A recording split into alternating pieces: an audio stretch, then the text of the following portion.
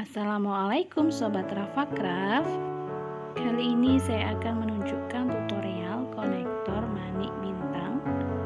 Cocok untuk anak tapi juga bisa untuk dewasa ya. Bahannya karet elastis, stopper, kolong, penjepit, kokot udang dan paku 9, mutiara 6 mili, manik berbentuk bintang. Pakai tang. Pertama, masukkan karet elastis ke dalam stopper.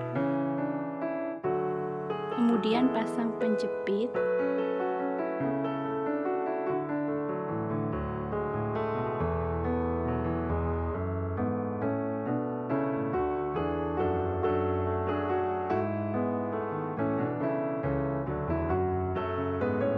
Ya, kita mulai memproses manik-maniknya ya. Pertama, masukkan kolong ke lubang paku 9. Kemudian masukkan mutiara dan manik bintangnya.